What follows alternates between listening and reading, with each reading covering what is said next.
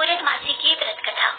द्वापर युग में एक समय की बात है कि यशोदा जी ने श्री कृष्ण से कहा, हे कृष्ण, तुम सारे संसार के उत्पन्नकर्ता, पोषक तथा उसके संहार करता हो। आज कोई ऐसा व्रत मुझसे कहो जिसके करने से मृत्यु लोक में स्त्रियों को विधवा होने का भय न रहे तथा ये व्रत सभी मनुष्यों की मनोकामनाएं पूर्ण करने वाला हो। श्री कृष्ण कहने लगे, माता, आपने तो अति सुंदर प्रश्न किया है। मैं आपसे इस व्रत को सविस्तार कहता हूँ। इस व्रत के करने से स्त्रियों को सौभाग्य और संपत्ति मिलती है और ये व्रत अचल सौभाग्य देने वाला एवं भगवान शिव के प्रति मनुष्य मात्र की भक्ति को बढ़ाने वाला है। यशोदा जी कहने लगी, हे कृष्ण, सर्वप्रथम इस व्रत को मृत्यु लोक में किसने किया था, तो इसके विषय में विस्तार पूर्वक मुझसे कहो। श्री कृष्ण जी कहने लगे कि इस भूमंडल पर एक अत्यंत प्रसिद्ध राजा चंद्रहास से पालित अनेक प्रकार के रत्नों से परिपूर्ण काटिका नाम की नगरी थी। वहाँ पर धनेश्वर नाम का एक ब्राह्मण था और उसकी स्त्री अति सुशीला रूपवती थी। दोनों ही उस नगरी में बहुत ही प्रेम के साथ रहते थे। घर में धन धान्य आदि की कोई कमी नहीं थी। उनको एक बड़ा दुख था कि उनके पास कोई संतान नहीं थी। इस दुख से वे अत्यंत दुखी रहते थे। एक समय एक बड़ा तपस्वी योगी उस नगरी में आया।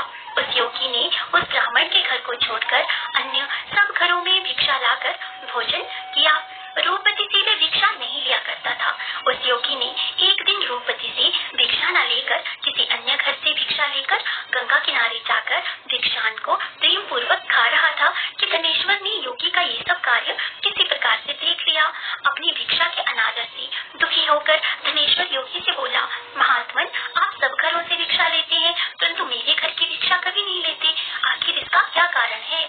योगी ने कहा कि निसंतान के घर की भीख पतितों के अन्न के तुल्य होती है और जो पतितों का अन्न खाता है वह भी पतित हो जाता है। क्योंकि तुम निसंतान हो अतः पतित हो जाने के भय से तुम्हारे घर की भिक्षा मैं नहीं लेता हूँ। धनेश्वर ये बात सुनकर अपने मन में बहुत अधिक दुखी हुआ और हाथ जोड़कर योगी के पैरों में गिर पड़ा तथा आर्तभाव से कहने लगा, हे महाराज, यदि ऐसा है तो आप मुझको पुत्र प्राप्ति का कोई उपाय बताइए। आप सर्वज्ञ हैं, मुझ पर अवश्य ही ये कृपा कीजिए। धन की मेरे घर में कोई कमी नहीं परंतु मैं पुत्र न होने के कारण अत्यंत दुखी हूँ। आप मेरे इस दुख का हरण करें, आप सामर्थ्यवान हैं। ये सुनकर योगी कहने लगे, हे ब्राह्मण, तुम चंडी की आराधना करो। घर आकर उसने अपनी स्त्री के से सारा वृत्तांत कहा और स्वयं तब के निमित्त वन में चला गया। वन में जाकर उसने चंडी की उपासना की और उपवास किया। चंडी ने 16वें दिन उसको स्वप्न में दर्शन दिया और कहा, हे धनेश्वर, जा, तेरे घर में पुत्र होगा परंतु वह 16 वर्ष की आयु में ही मृत्यु को प्राप्त हो जाएगा। यदि तुम दोनों स्त्री पुरुष 32 पूर्णमासियों का व्रत विधि पूर्वक करोगे तो वह दीर्घायु होगा। जितने तुम्हारी सामर्थ्य हो आटे की दिए बनाकर शिव जी का पूजन करना, परंतु पूर्णमासी को 32 हो जानी चाहिए। प्रातः काल होने पर इस स्थान के समीप ही तुम्हें एक आम का वृक्ष दिखाई देगा। उस पर तुम चढ़कर एक फल तोड़कर शीघ्र अपने घर चले जाना। अपनी स्त्री से सब वृत्तांत कहना। ऋतु स्नान के पश्चात वे स्वच्छ होकर श्री शंकर जी का ध्यान करके उस फल को खा लेगी। तब शंकर भगवान की कृपा से उसको गर्भ हो जाएगा। जब वे ब्राह्मण प्रातः काल उठा तो उसने उस स्थान के पास ही एक आम का वृक्ष देखा जिस पर एक अत्यंत सुंदर आम का फल लगा हुआ था। उस ब्राह्मण ने उस आम के फल पर चढ़कर उस फल को तोड़ने का प्रयत्न किया परंतु वृक्ष पर कई बार प्रयत्न करने पर भी वह ना चढ़ सका। तब तो उस ब्राह्मण को बहुत चिंता हुई और विघ्न विनाशक श्री गणेश जी की वंदना करने लगा। हे दयानिधि, अपने भक्तों के विघ्नों का नाश करके उनके मंगल कार्य करने वाले, दुष्टों का नाश करने वाले, रिद्धि सिद्धि को देने वाले, आप मुझ पर कृपा करके इतना बल दें कि मैं अपने मनोरथ को पूर्ण कर सकूं। इस प्रकार गणेश जी की प्रार्थना करने पर उनकी कृपा से धनेश्वर वृक्ष पर चढ़ गया और उसने एक अति सुंदर आम का फल देखा। उसने विचार किया कि जो वरदान से फल मिला था वे ये है और कोई फल दिखाई नहीं देता। उस धनेश्वर ब्राह्मण ने जल्दी से उस फल को तोड़कर अपनी स्त्री को ला कर दिया और उसकी स्त्री ने अपने पति के कथनानुसार उस फल को खा भी लिया और वह गर्भवती हो गई। देवी जी की असीम कृपा से उसे एक अत्यंत सुंदर पुत्र उत्पन्न हुआ जिसका नाम उन्होंने रखा देवीदास। माता पिता के हर्ष और शोक के साथ वे बालक शुक्ल पक्ष के चंद्रमा की भांति अपने पिता के घर में बढ़ने लगा। भवानी की कृपा से वे बालक बहुत ही सुंदर, सुशील और विद्या पढ़ने में बहुत ही निपुण हो गया। दुर्गा जी की आज्ञा अनुसार उसकी माता ने 32 पूर्णमासी का व्रत रखना प्रारंभ कर दिया था, जिससे कि उसके पुत्र की आयु बढ़ जाए। 16वां वर्ष लगते ही देवीदास के माता पिता को बड़ी चिंता हो गई कि कहीं उनके पुत्र की इस वर्ष में मृत्यु न हो जाए। इसलिए उन्होंने अपने मन में विचार किया कि यदि ये दुर्घटना उनके सामने हो गई तो वे कैसे सहन कर सकेंगी। अस्तु, उन्होंने देवीदास के मामा को बुलाया और कहा कि हमारी इच्छा है कि देवीदास 1 वर्ष तक काशी में जाकर विद्याध्ययन करे, उसको अकेला भी नहीं छोड़ना चाहिए, इसलिए साथ में तुम चले जाओ और 1 वर्ष के पश्चात इसको वापस लौटा लाना। सब प्रकार के प्रबंध करके उसके माता पिता ने काशी जाने के लिए देवीदास को एक घोड़े पर बैठाकर उसके मामा के साथ भेज दिया, किंतु ये बात उसके मामा या किसी और से नहीं कही। धनेश्वर ने सपत्नीक अपने पुत्र की मंगल कामना तथा दीर्घायु के लिए भगवती दुर्गा की आराधना और पूर्णमासियों का व्रत करना आरम्भ कर दिया। इस प्रकार बराबर 32 पूर्णमासी का व्रत पूरा किया। कुछ समय पश्चात एक दिन वे दोनों मामा और भांजा मार्ग में रात्रि बिताने के लिए किसी ग्राम में ठहरे हुए थे। उस दिन उस ग्राम में एक ब्राह्मण की अत्यंत सुंदरी, सुशीला, विदुषी और गुणवती कन्या का विवाह होने वाला था। जिस धर्मशाला के अंदर वर और उसकी बारात ठहरी हुई थी, उसी धर्मशाला में देवीदास और उसके मामा भी ठहरे हुए थे। संयोगवश कन्या को तेल आदि चढ़ाकर मंडप आदि का कृत्य किया गया तो लगन के समय वर को धनुर्वात हो गया। अस्तु, वर के पिता ने अपने कुटुंबियों से परामर्श करके निश्चय किया कि देवीदास मेरे पुत्र जैसा ही सुंदर है, मैं इसके साथ ही लगन करा दूं और बाद में विवाह के अन्य कार्य मेरे लड़के के साथ हो जाएंगे। ऐसा सोचकर देवीदास के मामा से जाकर बोला कि तुम थोड़ी देर के लिए अपने भांजे को हमें दे दो, जिससे विवाह के लगन का सब कार्य सुचारू रूप से हो सके। तब उसका मामा कहने लगा कि जो कुछ भी मधुपर्क आदि कन्यादान के समय वर को मिले वह सब हमें दे दिया जाए, तो मेरा भांजा इस बारात का दूल्हा बन जाएगा। ये बात वर के पिता ने स्वीकार कर लेने पर उसने अपना भांजा वर बनने को भेज दिया और उसके साथ सब विवाह कार्य रात्रि में विधि पूर्वक संपन्न हो गया। पत्नी के साथ ये भोजन न कर सका और अपने मन में सोचने लगा कि ना जाने ये किसकी स्त्री होगी। वह एकांत में इसी सोच में गम में निश्वास छोड़ने लगा और उसकी आंखों में तो आंसू ही आ गए। तब वधु ने पूछा, क्या बात है, आप इतने उदासीन व दुखी क्यों हो रहे हैं? तब उसने सब बातें जो वर के पिता व उसके मामा में हुई थी उसको बता दी। तब कन्या कहने लगी कि ये ब्रह्म विवाह के विपरीत हो कैसे सकता है? देव, ब्राह्मण और अग्नि के सामने मैंने तो आपको ही अपना पति बनाया है, इसलिए अब आप ही मेरे पति हैं। मैं आप ही की पत्नी रहूंगी, किसी अन्य की कदापि नहीं। तब देवीदास ने कहा, ऐसा मत करिए, क्योंकि मेरी आयु तो बहुत थोड़ी है, मेरे पश्चात आपकी क्या गति होगी? इन बातों को अच्छी तरह विचार लो। परंतु वे दृढ़ विचार वाली थी, बोली कि जो आपकी गति होगी वही मेरी गति होगी। स्वामी, आप उठिए और भोजन करिए, आप निश्चय ही भूखे होंगे। उसके बाद देवीदास और उसकी पत्नी दोनों ने भोजन किया तथा शेष रात्रि में सोते रहे।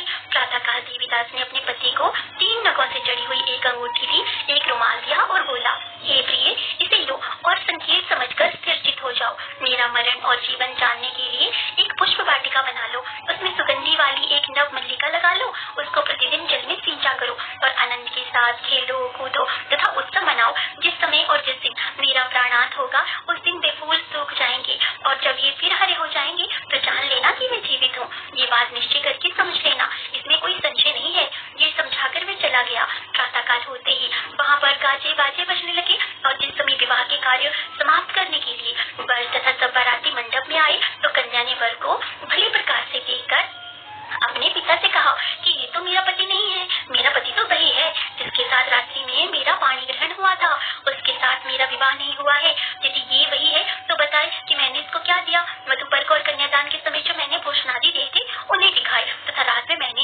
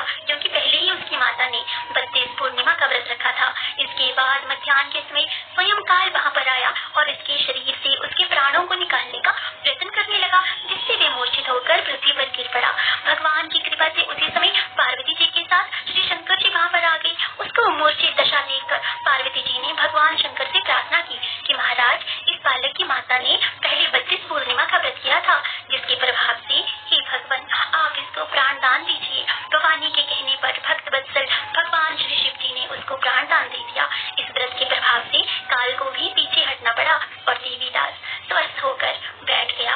उधर उसकी स्त्री उसके काल की प्रतीक्षा किया करती थी। जब उसने देखा कि उस पुष्प वाटिका में पत्र पुष्प कुछ भी नहीं रहे तो उसको अत्यंत आश्चर्य हुआ, और जब वे वैसे ही हरी भरी हो गई तो वे जान गई कि वे जीवित हो गए हैं। ये देखकर वे बहुत प्रसन्न मन से अपने पिता से कहने लगी कि पिताजी, मेरे पति जीवित हैं, अब आप उनको ढूंढिए। जब 16वां वर्ष व्यतीत हो गया तो देवीदास भी अपने मामा के साथ काशी से चल दिया। इधर उसे श्वशुर उसके ढूंढने के लिए अपने घर से जाने ही वाली थी कि वे दोनों मामा भांजा वहां पर आ गए। उसको आया देखकर उसका श्वशुर बड़ी प्रसन्नता के साथ अपने घर में ले आया। उस समय नगर के निवासी भी वहां पर इकट्ठे हो गए और सबने निश्चय किया कि अवश्य ही इसी बालक के साथ इस कन्या का विवाह हुआ था। उस बालक को जब कन्या ने देखा तो पहचान लिया और कहा, ये तो वही है जो संकेत करके गया था। तदुपरांत सभी कहने लगी कि भला हुआ जो ये आ गया, और सब नगरवासियों में आनंद आया। सभी आनंद मनाने लगे। कुछ दिन बाद देवीदास अपनी पत्नी और मामा के साथ अपने ससुर के घर से बहुत सा उपहार आदि लेकर अपने घर के लिए प्रस्थान किया।